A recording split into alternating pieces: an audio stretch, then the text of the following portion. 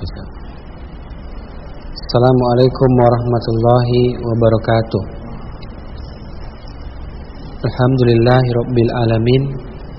Salatu wassalamu ala asrofil anbiya'i wal mursalin wa ala alihi wa ashabihi ajma'in.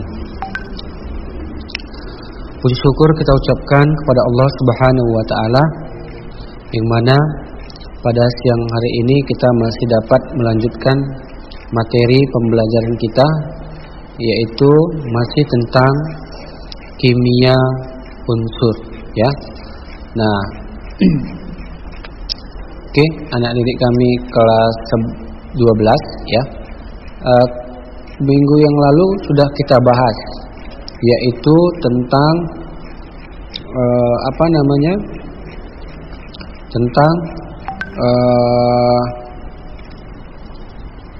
tentang beberapa unsur, tentang beberapa unsur, yaitu unsur golongan 1A, unsur golongan 2A halogen, dan juga unsur golongan gas mulia atau unsur golongan halogen, ya. Jadi 4 kemarin ini sudah kita bahas, ya. Golongan alkali tanah, kemudian halogen, dan juga gas mulia, ya. Nah, selanjutnya yang akan kita bahas yaitu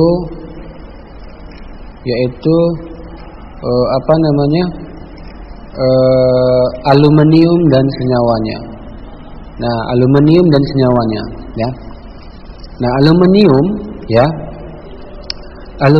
itu merupakan unsur ketiga terbanyak dalam kulit bumi setelah silikon dan oksigen. Jadi aluminium itu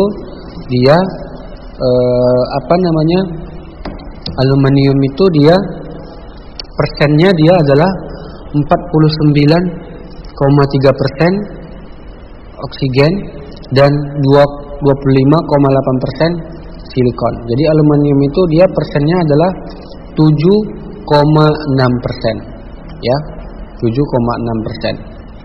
Nah, jadi kalau dia aluminium itu terutama terdapat dalam mineral aluminosilikat yang ditemukan berasal dari batuan kulit bumi, ya, yaitu aluminium itu tergolong logam yang relatif mahal, ya.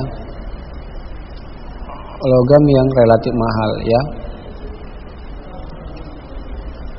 Nah, jadi dia aluminium itu dia sumbernya yaitu hanyalah bauksit. Bauksit itu Al2O3 NH2O. Nah, mineral lainnya yang bernilai cukup tinggi yaitu kriolit. Ya, kriolit itu Na3AlF6, ya. Nah, kemudian ada silikon, karbon dan silikon. Nah, karbon dan silikon yaitu karbon itu dia merupakan unsur yang paling melimpah di alam, ya. Terdapat dalam bentuk silika atau SO dan mineral silikat, ya. Unsur berikutnya yang melimpah di alam yaitu karbon. Ditemukan dalam semua makhluk hidup dan batu bara serta minyak bumi. Sumber utama karbon selain dari senyawa organik terdapat dalam mineral karbonat, yaitu batu kapur dan dolomit. Ya, karbon juga terdapat sebagai CO di atmosfer serta sebagai grafit dan intan, ya. Nah, oke, ya. Sifat-sifat karbon dan silikon, ya. Sifat-sifat karbon dan silikon, ya. Bentuk alotrof dari karbon yaitu berupa kristal adalah grafit dan intan. Sedangkan bentuk amorf dari karbon adalah arang dan kokas atau karbon hitam. Grafit dan intan membentuk struktur jaringan kovalen yang sangat besar atau struktur raksasa, ya. Nah, grafit bersifat lunak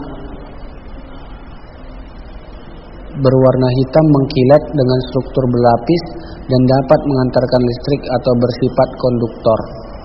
Nah, jadi intan bersifat keras, tidak berwarna dan transparan terhadap cahaya, tetapi intan tidak dapat mengantarkan listrik atau insulator.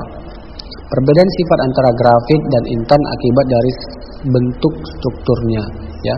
Grafit membentuk struktur segi 6 datar dan berlapis melalui ikatan hibrida sp, adapun intan membentuk struktur tetrahedral di mana setiap atom karbon berikatan dengan 4 atom karbon lain melalui ikatan hibrida sp, ya.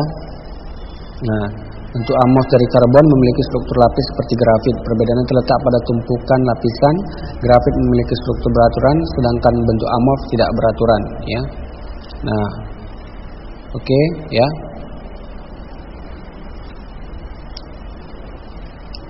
Nah, silikon merupakan padatan keras dengan struktur berupa intan, berwarna abu mengkilap dan meleleh pada min 1410 derajat Celcius. Silikon bersifat semikonduktor, daya hantarnya kecil pada suhu kamar tetapi pada suhu tinggi menjadi konduktor yang baik. Beberapa sifat fisika karbon dan silikon ditunjukkan pada tabel 316, ya. Nah, silikon dan karbon dapat bereaksi dengan uap air pada suhu tinggi, ya. Jadi silikon dia bisa bereaksi dengan dengan uap air pada suhu tinggi, dia menghasilkan SiO2 tambah 2H2. Kemudian karbon direaksikan dengan air, dia menghasilkan CO dan H2. Nitrogen, oksigen dan belerang, ya. Nah, kemudian nitrogen, oksigen dan belerang. Nah, kalau nitrogen di atmosfer dalam jumlah paling besar mencapai 78%. Di alam nitrogen tidak sebagai unsur bebas, tapi membentuk gas di atom yang tidak berwarna dan tidak berbau dengan rumus N2, ya. Oksigen merupakan unsur yang melimpah di alam, ya. Oksigen merupakan unsur yang melimpah di alam, mencapai 48% berat bagian luar bumi, kerak atmosfer dan permukaan bumi, ya. Belerang terdapat dalam mineral gipsum CaSO4 2H2O dan dalam mineral sulfida yang merupakan biji logam. Belerang juga dalam batu bara dan minyak bumi sebagai senyawa organik belerang, dan dalam gas alam terdapat sebagai gas H2S. Jadi komposisi unsur-unsur dalam atmosfer bumi: nitrogen 78, oksigen 21, karbon dioksida 0,04, uap air, gas lain dia hanyalah 0,96, ya. Jadi inilah dia komposisi nitrogen, oksigen dan komposisi karbon dioksida, yaitu 0,04%, ya. Nah, jadi belerang, ya, dalam keadaan molekulnya terdapat daerah vulkanik atau gunung berapi yang terbentuk dari reaksi H2S dan SO2, ya. Molekul belerang juga terdapat di bawah tanah bersama garam sekitar ratusan meter dari permukaan bumi, ya. Nah, sifat-sifat unsur nitrogen, oksigen dan belerang, ya. Jadi kalau dia nitrogen, ya, itu pada suhu kamar tidak reaktif, ya, disebabkan ikatannya sangat kuat. Akan tetapi pada suhu tinggi dapat bereaksi dengan unsur lain seperti oksigen menghasilkan NO, ya. Jadi nitrogen tambah oksigen dia menghasilkan zat NO. Oksigen membentuk molekul diatomik O2 dan bentuk alotrofnya adalah ozon atau O3. Oksigen merupakan gas tidak berwarna, tidak berasa dan berwujud gas pada keadaan normal, ya. Jadi keadaan stabil dari belerang adalah berbentuk rombik seperti mahkota yang berwarna kuning. Belerang rombik meleleh pada 113 derajat Celcius. Nah, jadi pada pemanasan berlanjut berubah menjadi cairan kental berwarna coklat merah. Pada waktu meleleh, bentuk mahkota pecah menjadi bentuk rantai spiral yang panjang. Kekentalan meningkat akibat molekul S8 yang padat berubah menjadi rantai berupa spiral panjang yang suhu lebih tinggi dari 200 derajat Celcius. Rantai mulai pecah dan kekentalan menurun. Molekul oksigen merupakan gas reaktif dan dapat bereaksi dengan banyak zat. umumnya menghasilkan oksida ya. Hampir semua logam bereaksi dengan oksigen membentuk oksida ya. Berarti belerang bereaksi dengan oksigen menghasilkan belerang oksida ya. Berarti SO2 ya. Nah, oksida dari belerang adalah SO3 ya, tetapi hanya terbentuk dalam jumlah kecil selama pembakaran belerang dalam udara. Oke. Nah, itulah dia beberapa beberapa unsur-unsur ya, beberapa unsur-unsur yang ada di dalam sistem periodik ya. Nah, jadi Nah, di sini ada lagi ya, unsur yang akan kita bahas ya. Selain daripada unsur-unsur tersebut, yang pertama yaitu unsur periode ketiga. Unsur periode ketiga itu apa saja? Dan juga maksudnya unsur periode keempat ya. Unsur periode keempat itu akan kita pelajari juga ya. Itu mengenai sifat-sifatnya ya, unsur transisi periode keempat ya. Nah, jadi unsur transisi periode keempat yaitu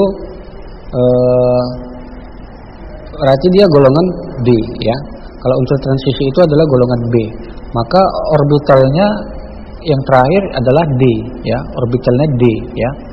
Nah, jadi kalau misalkan dia unsur transisi periode keempat ya, maka orbitalnya itu adalah D. Nah, D ya. Pengisian elektron dalam deretan unsur transisi periode keempat mempunyai kecenderungan untuk membentuk orbital S dan D yang penuh atau setengah penuh. Jadi dia bisa penuh, bisa juga setengah penuh ya, bisa penuh, bisa juga setengah penuh ya. Jadi kalau misalkan dia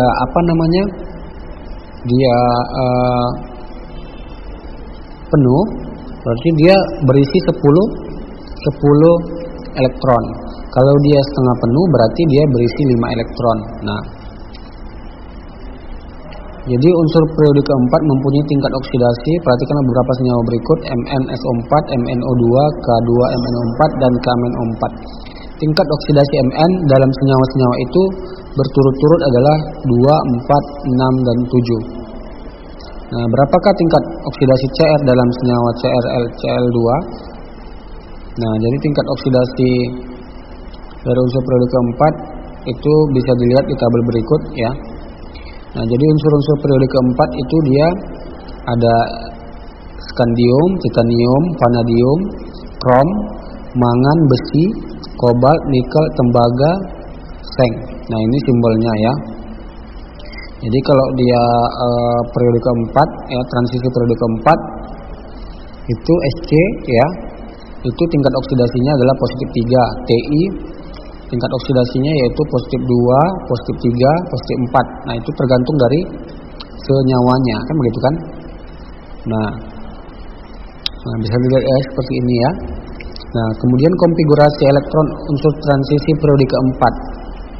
Nah, jadi nomor atom Sc21, maka konfigurasi elektron subkulitnya yaitu Ar18 3d1 4s2.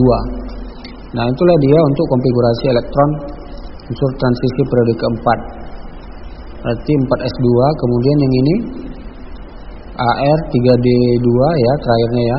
Kemudian ini 4s2, kemudian ini 4s2 ya. Nah, jadi bisa dibuat juga ya konfigurasi elektronnya ini sesuai dengan aturan yang sudah kita pelajari mengenai konfigurasi elektron subkulit ya. Elektron valensinya juga sudah bisa kita tentukan dari dari konfigurasi elektron yang dibuat ya. Nah, jadi kalau dia warna senyawa unsur transisi periode keempat, yaitu pada umumnya unsur-unsur transisi periode keempat membentuk senyawa berwarna baik dalam bentuk padat maupun dalam bentuk larutan ya. Warna senyawa dari unsur transisi juga berkaitan dengan adanya subkulit D yang terisi tidak penuh. Senyawa dari Sc3 positif dan Ti4 positif tidak berwarna karena subkulit 3D-nya kosong ya. Senyawa dari Zn2+ juga tidak berwarna karena subkulit 3D-nya terisi penuh. Ya. Jadi warna senyawa dari unsur transisi juga berkaitan dengan adanya subkulit D yang terisi tidak penuh. Senyawa dari Sc3 dan TiO4 positif tidak berwarna karena subkulit 3D-nya kosong.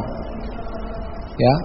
Senyawa dari Zn2 positif juga tidak berwarna karena subkulit 3D-nya terisi penuh. Tingkat oksidasi unsur transisi periode keempat. Unsur transisi periode keempat mempunyai tingkat oksidasi. Beberapa tingkat oksidasi ya. Nah, ini dia. Oh, ini tadi sudah kita bahas ya. Kemudian struktur senyawa kompleks ya. Jadi struktur senyawa kompleks. Nah, ini senyawa kompleks itu artinya dia senyawa yang memiliki banyak atom. Ya. Nah, jadi senyawa itu dia memiliki ion-ion juga. Ya. Ini namanya senyawa kompleks, ya. Nah, struktur ion kompleks itu bisa dibentuk daripada unsur-unsur periode keempat. Nah, unsur-unsur periode keempat contohnya FeCN64-. Nah, ini merupakan ion kompleks yang dibentuk dari atom Fe, kemudian atom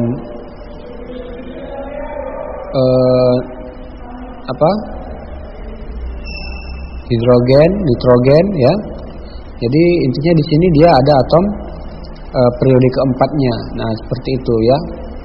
Ion kompleks CuNH342 positif terbentuk dari ion tunggal Cu2+ yang terikat pada 4 molekul NH3. Selanjutnya ion logam itu disebut ion pusat. Sedangkan anion atau molekul netral yang terikat kepadanya disebut dengan ligan ya. Oke. Nah, jadi di sini ada juga pengertian dari ligan ya. Ligan menurut teori ikatan valensi, ikatan ion antara pusat dengan ligannya adalah ikatan kovalen koordinat dengan ligan sebagai penyumbang pasangan elektron, sedangkan ion pusat menyiapkan orbital kosong. Jadi ligan haruslah mempunyai pasangan elektron bebas. Ligan yang menyumbangkan satu pasang elektron mempunyai satu atom donor disebut ligan unidentat, yang menyumbangkan dua pasang elektron mempunyai dua atom donor disebut bidentat, dan yang menyumbangkan lebih dari dua pasang elektron disebut polidentat. Ligan Bi atau polidentat mempunyai bentuk yang cukup panjang sehingga dapat melengkung untuk mengarahkan dua atau lebih atom donornya pada satu ion pusat. Nah, jadi ini jenis ligan ya. Nah, jadi kalau misalkan dia monodentat tadi apa pengertiannya? Nah, monodentat artinya dia satu pasang ligan, ya kan, menyumbangkan satu pasang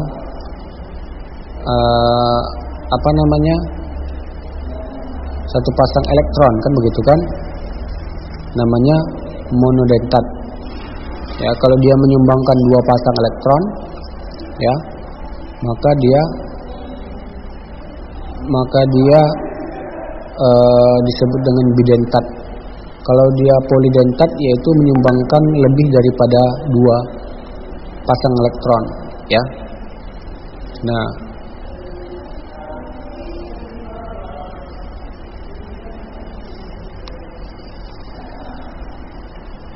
seperti ini dia ya. Bidentat artinya dia menyumbangkan dua. Kalau dia satu, ya, berarti dia menyumbangkan satu elektron ya. Nah, F- ya, contohnya, kemudian kloro, hidrokso, siano, tiosulfat. Nah, kemudian bilangan koordinasi. Nah, bilangan koordinasi ini artinya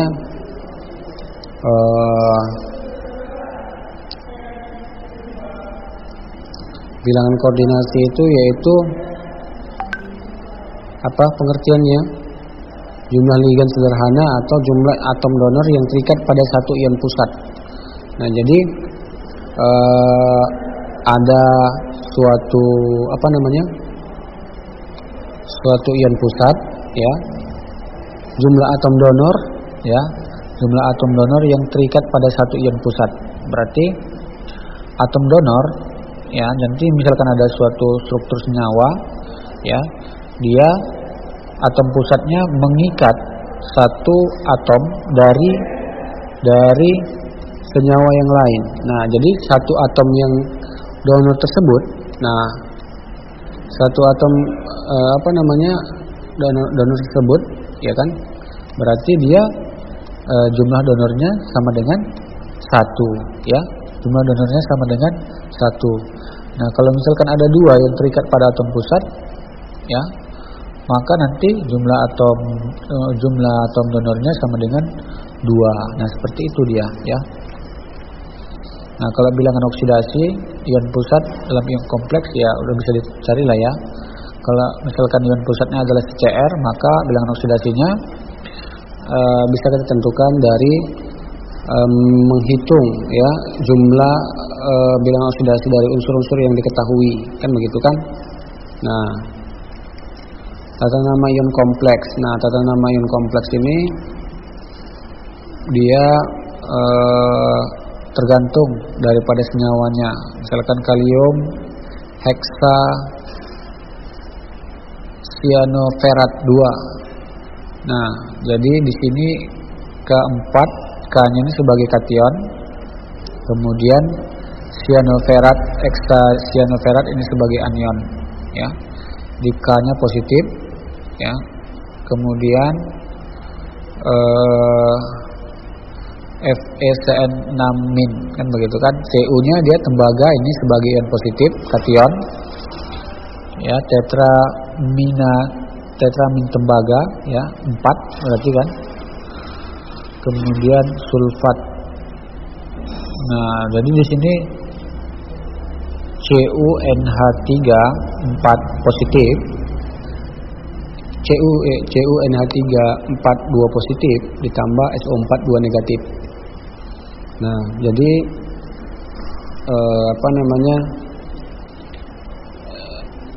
kalau dia tata nama ion kompleks, dia tergantung daripada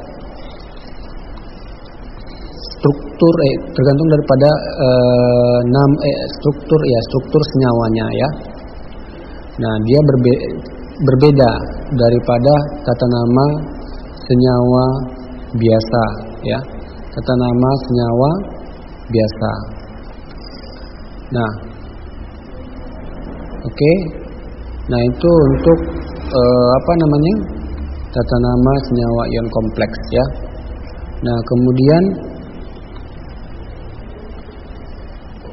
kita lanjut ke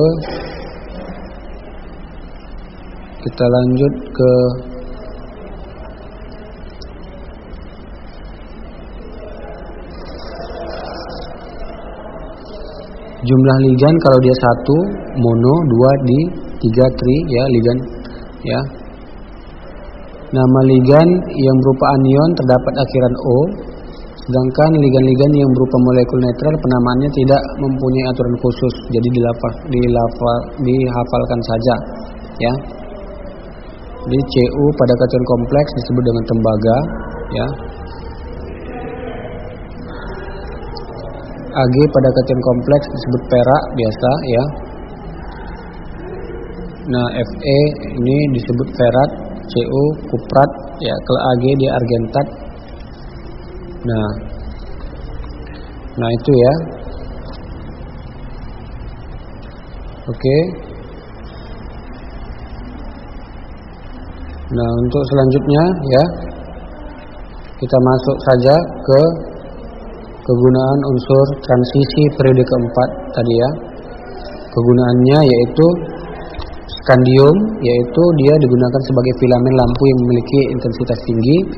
Titanium itu dia sebagai pigmen warna putih. Titanium 4 oksidasi merupakan material padat yang digunakan sebagai pigmen putih dalam kertas, cat plastik, fibel sintetik dan kosmetik. Vanadium dia digunakan untuk paduan dengan logam besi dan titanium.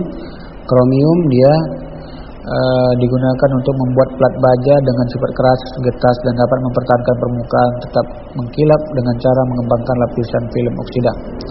Kemudian mangan, ya. Mangan fungsinya adalah untuk membuat baja yang digunakan untuk mata bor, pemboran batuan, besi ya. Besi dia digunakan untuk besi dia digunakan untuk apa tadi? Besi digunakan untuk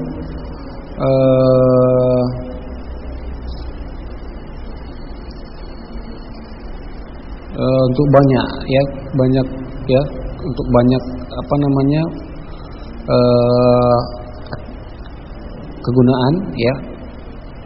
Nah, besi itu berwarna putih kusam yang tidak begitu keras dan sangat reaktif terhadap zat oksidator, sehingga besi dalam udara lembab teroksidasi oleh oksigen dan cepat membentuk karat. Jadi besi dia kalau bereaksi dengan oksigen akan cepat membentuk karat. Kobalt bersifat keras, berwarna putih kebiruan dan banyak digunakan untuk membuat paduan seperti baja perak, stainless steel.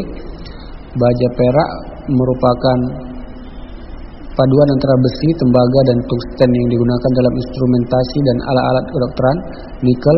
Logam nikel digunakan untuk melapisi logam yang lebih reaktif. Nikel juga digunakan secara luas dalam bentuk paduan dengan besi membentuk baja. Tembaga atau Cu. Tembaga memiliki sifat konduktor listrik yang sangat baik sehingga banyak digunakan sebagai pengantar listrik, misalnya untuk kabel listrik. Selain itu, tembaga tahan terhadap cuaca dan korosi. Ya. Nah, ini pengolahan logam ya. Pengolahan logam itu dia ada prosesnya 5 ya, yaitu dengan penambahan biji logam, pengolahan awal atau pemekatan, reduksi biji untuk mendapatkan logam bekas, penghalusan atau pemurnian logam, pencampuran logam dengan unsur lain untuk mengubah sifatnya. Nah, oke, mungkin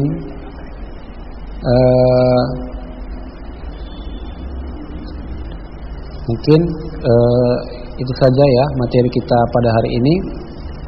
Lebih dan kurang Ustaz mohon maaf ya atas segala perhatian. Ucapkan terima kasih. Assalamualaikum warahmatullahi wabarakatuh.